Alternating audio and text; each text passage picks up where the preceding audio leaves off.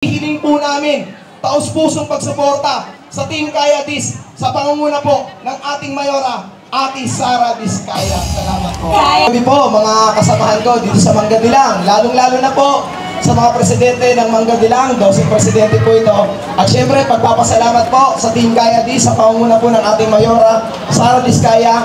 At syempre sa kanya mga kasamahan, ang Magic 5, Fantastic 5, at syempre kay Vice EO Taruncho, nagpapasalamat po tayo, nakating sila rito. Okay, yung fantastic, yung exciting part na po tayo ngayon, ano po? Bakit ang Team Kaya Dis ang sinuportahan ng 12 presidente at ng buong samahan ng Manggadilang? Ano, palakpakan po natin ang kasagutan, ano po? Nakita natin kanina doon sa sinasabi ni Ate Aramina na siya daw po ay may hawak ng komite ng Urban Poor. Ano po, Ate Ara? Maraming salamat po, Ate Ara, sapagkat isa po kayo sa maaari namin maging katuwang sa pagtatalaga na kaisa sa pagtaguyod kung paano po namin makakamit ang palupak ng Manggadilang. Alam naman po ng buong Manggadilang kung anong istorya natin. Ano po? Hinahangad po natin na mapasa atin na ang lupang ating tinitirhan. Tama po ba? Isa lang po ang kasagutang ito. Dumating na ang isang taong alam na may kakayahan o alam nating may kakayahan na tumulong sa atin. Ano po? Kasagsagan po ng kapanahunan, inilalaban po tayo ni Gonzalo Din. At kasama ng kanyang pamilya, ang pamilya Asilo, inilalaban po tayo sa mga taong nagnanais na paalisin tayo rito. Ngayon po, ang hinihiling po natin ay maisakatuparan ang palupa na matagal na po nating minimiti. Meron po itong 12.2 hectares. Ano po? Ngayon po, nakilala na po nating lubos kung sinong nagmamayari nito. Ang kulang lang po, ang pinansyal ng bawat isa upang bayaran ito. Tama po ba? Opo. Matagal na pong inaalok natin na tulungan tayo. Tayo pong nag-aalok na tulungan tayo. 2 termino po natin itong inaalok sa Lungsod Pasig, pero hindi po tayo pinagbigyan. Ano po? Paulit-ulit po kami pumupuntang 12 presidente upang alokin na tulungan tayo. Pero bigo ang Manggadilang na tumulong o tulungan ng Lungsod Pasig. Kaya po nakarating pa kami sa Municipality of Cainta. Ano po? Ngunit ito na po, dumating na ang ating Mayora, Ate Sara, na magbibigay solusyon sa katuparan ng palupang ating hinihintay. Ang katotohanan, napakayamang Lungsod Pasig ng ating tinitirikan. Ano po? Meron po siyang 25 billion savings ng Lungsod Pasig. Alam niyo po ba kung magkano lang ang lupa ng Manggadilang na mayroong laking 11.2 hectares? Meron lang po itong 650 million. Wala pang 1 billion sa 25 billion. Ano po? Kaya-kaya? Kaya Dis! Ano? Kung ating tutulungan si Mayora Sara dito sa buong Manggadilang na merong 12.2 hectares na may botanteng 15,000 at may residenteng 28,000, sa tingin ko naman, iaangat natin ang ating Mayora. Sa tulong po natin na nasa Manggadilang, masusolusyonan ang problema ng palupa sa buong Manggadilang. Kaya Dis! Kaya Dis! Kaya Dis! Kaya!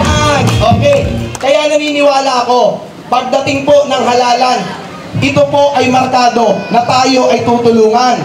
Pagdating po ng Mayo 12, huwag po natin kakalimutan ang Team Kaya Dis sa balota. Ito po ay iniendorso ng 12 presidente sa pangunguna ni Ate Sara Diskaya bilang ating Mayora, tutulong sa buong Manggadilang na mapasa atin na sa pamamagitan ng local CMP ng Pasig. Siya ay ang local CMP ng Pasig ang bibili, at ito ay ating babayaran sa lokal na pamahalaan ng Pasig City Government. Okay po ba sa inyo lahat? Kaya Dis, tulungan po natin sila. May Fantastic 5 po tayo, konsihal na 5. Nag-iisa lang po, hinihiling ko ang nag-iisang konsihal ng pinagbuhatang tumatakbo, independente, Saibel Asilo po, number 4 sa balota. Siyempre, meron din po tayong Vice Mayor EO Taruncho, at number 2, ang pagka-Mayora po natin, Mayora Ate Sara Diskaya. Palakpakan po natin siya. Okay, ako nga pala si Pres Alan Delgado, isang tumatayo bilang overall president ng Dilang. At syempre, meron kami ritong ginawang big caucus sa buong Manggadilang. At nakita namin yung mga plataforma na ibinigay ng Team Kayadis na kapakipakinabang sa lugar ng aming sinasakupan. Actually, noong 2018, na ako'y nalungkulan, pagdating po ng 2019, lumalapit lagi kami sa Lungsod Pasig upang matugunan yung aming pangangailangan sa palupang aming inidudulok sa kanila. Ngunit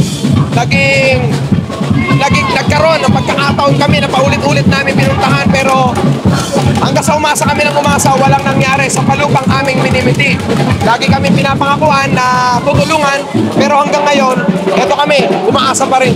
Kaya nagpapasalamat kami na dumating ang isang grupo na handang tumulong. Si Ate Sara Diskaya, meron pala siyang solusyon sa problema ng aming lugar, ng aming asasyon. Ito nga po yung binibigay niya na local CMP ng Pasig. Ang totoo, alam naman sadya namin na may kakayahan ang Lungsod Pasig na ibigay ang mga hinihiling namin, sapagkat alam namin na napakayaman ng Lungsod Pasig para tumugon sa ganong tulong o hinanaing ng aming asasyon. Pero yun nga, bigo kami at nakita namin ang puso ng pagtulong ni Ate Sara Diskaya, katulad ng kanyang mga plataforma, ganoon din ang kanyang grupo ng Team Kayadis. Nakita namin na kayang-kaya natugunan yung aming mga pangangailangan, at lalong-lalo na sa palupa ng buong Mangga-Dilang. Naniniwala kami na kung si Ate Sara Diskaya magiging mayor ng Pasig, matutugunan ang matagal na namin ibigay, na makamit namin ang lupang aming hinihintay na maibigay sa amin ng local CMP ng Pasig, at ito ay hulugan mismo sa gobyerno ng Pasig.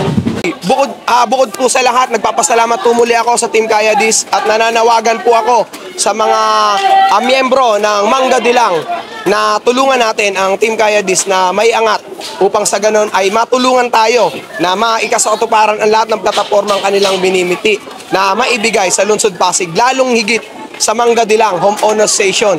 Tulungan tayo nila. Kaya iniendorso ko ang Team Kayadis, lalong-lalo na si Ate Sara Diskaya, na bigyan natin ng pagkakataon na mapagsilbihan tayo na matugunan niya ang mga pangangailangan ng buong Pasig.